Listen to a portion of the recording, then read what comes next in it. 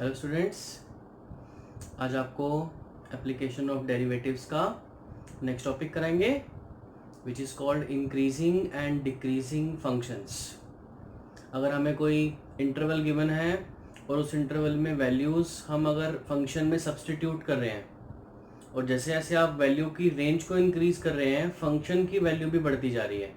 It means x आपने रखा 0, f(x) की वैल्यू कुछ आपने फाइंड कर ली, फिर आपने x की वैल्यू रखी 2, फिर जो f(x) की वैल्यू आ रही है वो पहले वाले से ग्रेटर आ रही है। मतलब जैसे जैसे आप रेंज की वैल्यूज़ बढ़ा रहे हैं वैसे वैसे फंक्शन की वैल्यू भी बढ़ रही है।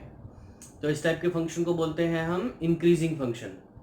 अगर ऑपोजिट इफेक्ट हो कि आप वैल्यू इंक्रीज कर रहे हो, उसमें पुट कर रहे हो, लेकिन f(x) की वैल्यू डिक्रीज कर रही है, उसको बोलते हैं डिक्रीजिंग फंक्शन। ये तो स्ट्रेट फॉरवर्ड क्वेश्चन हो गए कि हमने वैल्यू पुट करी और फंक्शन का इंक्रीजिंग डिक्रीजिंग फाइंड कर लिया, लेकिन हम इस चैप्टर में उसको डिफरेंशिएट करके कैसे चेक कर सकते हैं आज हम वो सीखेंगे। और अगर हमें फंक्शन गिवन हो तो वो किस वैल्यूज के लिए इंक्रीजिंग होगा, किस रेंज के लिए डिक्रीजिंग होगा, ये भी फाइंड कर सकते हैं। तो हम इसमें इंटरवल निकालना सीखेंगे कि इस इंटरवल में हमारा फंक्शन इंक्रीजिंग है या डिक्रीजिंग है। तो वैसे हमें क्वेश्चन इस टाइप से आएगा कि इंटरवल्स फाइंड करो जिसमें कोई भी एक गिवन फंक्शन है इंक्रीजिंग या डिक्रीजिंग। ये हमें f(x) गिवन है, हमने इसमें डिफरेंशिएशन का यूज करना है और ये आपने ध्यान रखना है कि f(x) यानी डिफरेंशिएशन अगर 0 से ग्रेटर आ गया, मोर देन 0 आ गया, पॉजिटिव वैल्यू आ गई, तो हम f(x) को इंक्रीजिंग मानेंगे, और अगर आपका f(x) नेगेटिव आ गया then function is set to B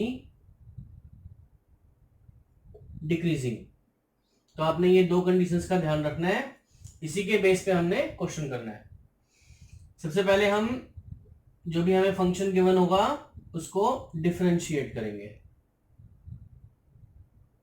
x की पावर n का फॉर्मूला लगाएंगे, इसमें n इंटू एक्स की पावर n-1, एक्स स्क्वायर का हो जाएगा n इंटू एक्स की पावर n-1, x का डेरिवेटिव 1 होता है और कांस्टेंट का 0। ये आपका आ जाएगा -6x² -18x एंड -12। -6 कॉमन ले सकते हैं, x² 3x 2। इसको हम स्प्लिटिंग द मिडिल टर्म करेंगे,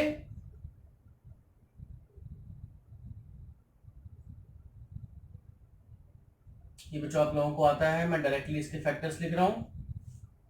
2 और 1 आएंगे फैक्टर। फिर यहां पे लिखना है हमने f(x) फाइंड करने के लिए फॉर इंक्रीजिंग और डिक्रीजिंग। इसके लिए हमें फर्स्ट डेरिवेटिव को 0 के इक्वल रखना होता है, यानी कि इन वैल्यूज को, और यहां से हम इंटरवल्स फाइंड करने के लिए रेंज निकालेंगे। -6 तो वहां जाके 0 हो जाएगा, इस फैक्टर को रखोगे 0, x की वैल्यू -1 आएगी, इसको रखेंगे 0, x की वैल्यू -2 आएगी। अब हमें इन पॉइंट्स को नंबर लाइन पे प्लॉट करना है, और आपने ये ध्यान रखना है कि ये पॉइंट्स इंक्रीजिंग ऑर्डर में होने चाहिए, क्योंकि यहाँ पे हम लेते हैं लेफ्ट साइड में -∞, जैसे कि नंबर लाइन पे लेते थे, यहाँ पे +∞, तो -1 और -2 में पहले -2 आना चाहिए, फिर -1 आना चाहिए। तो ये नंबर आपको यहाँ पे असेंडिंग ऑर्डर में अरेंज करने हैं, इसका आपने ध्यान रखना है। अब हमने इसके अंदर 3 इंटरवल्स में इसको डिवाइड कर दिया। एक इंटरवल हमारा ये बनेगा -∞ to -2, एक इंटरवल बनेगा -2 to -1, और लास्ट इंटरवल बनेगा -1 to ∞। अब ये इंटरवल्स में हमें चेक करके बताना है कि हमारा गिवन फंक्शन किस इंटरवल में इंक्रीजिंग है या किस इंटरवल में डिक्रीजिंग है। वो कैसे फाइंड करते हैं? अब हमने यहाँ पे इन इंटरवल्स के बीच में वैल्यू सब्स्टिट्यूट करके देखना है।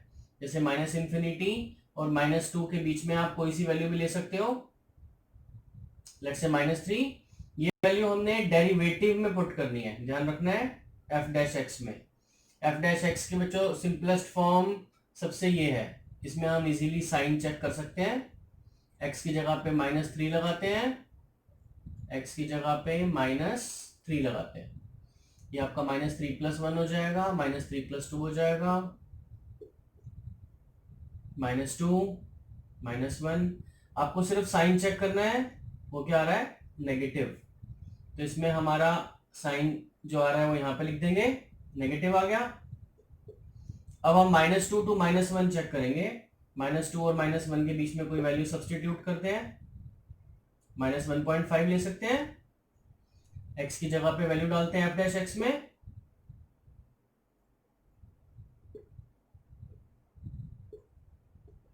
ये -6 -0.5 + 0.5 और माइनस माइनस हो गया पॉजिटिव। इट मींस इस इंटरवल में हमारा एफ डैश एक्स पॉजिटिव आ रहा है। अब वैल्यू पुट करेंगे हम -1 और इन्फिनिटी के बीच में, 0 1 2 3 4, आप जो मर्जी वैल्यू पुट कर सकते हो। 0 रख देते हैं एफ डैश एक्स में, 0 + 1 0 + 2, ये तो बच्चों क्लियरली माइनस आ गया क्योंकि बाकी दोनों तो पॉजिटिव है। ये हमारे पास आ गया हमारा एफ डैश एक्स इस रेंज में नेगेटिव, और एफ डैश एक्स अगर नेगेटिव आता है तो डिक्रीजिंग है, इट मींस हमारा फंक्शन इस इंटरवल में नेगेटिव है और इस इंटरवल में नेगेटिव है, तो इन दोनों इंटरवल्स में डिक्रीजिंग माना जाएगा। और अगर हम कोई भी वैल्यू इन दोनों नंबर्स के बीच में पुट करेंगे तो हमेशा इंक्रीजिंग माना जाएगा। तो लास्ट में यहां पे आपने आंसर लिखना है, F x is increasing in, जो पॉजिटिव वाला देखना है आपने, -2 से -1 है, -2 से -1 और ये इंटरवल लगा देंगे, इंटरवल हमेशा ओपन आएगा। क्लोज इंटरवल हम इसलिए नहीं लेते क्योंकि अगर आप -2 पुट करोगे तो ये पॉजिटिव नहीं आएगा, पॉजिटिव नहीं आएगा बल्कि 0 ही आ जाएगा, क्योंकि हमने वैल्यू इसी को 0 रख के निकाली थी, इसीलिए ये वाली वैल्यूज एक्सक्लूड होती हैं, तो ओपन इंटरवल लगाना होता है। और लास्टली हम लिखेंगे इसमें F x is decreasing in, हमारा फंक्शन इस इंटरवल में डिक्रीज कर रहा है, -∞ to -2, ओपन इंटरवल ही लेना है, और इस इंटरवल में भी डिक्रीज कर रहा है, -1 to ∞। और जब भी दो इंटरवल्स आएंगे तो हमें बीच में साइन यूज करना है यूनियन का। इट मींस इस रेंज में, इस इंटरवल में या इस इंटरवल में कोई भी वैल्यू पुट करोगे तो एफ डैश एक्स हमेशा नेगेटिव आएगा, डिक्रीजिंग माना जाएगा फंक्शन। और अगर हम -2 to -1 कोई वैल्यू सब्सटीट्यूट करेंगे फंक्शन में तो हमारा फंक्शन इंक्रीजिंग माना जाएगा। तो इस टाइप से हम फंक्शन के इंटरवल्स फाइंड कर सकते हैं और किसमें इंक्रीजिंग है डिक्रीजिंग है उसका पता लगा सकते हैं।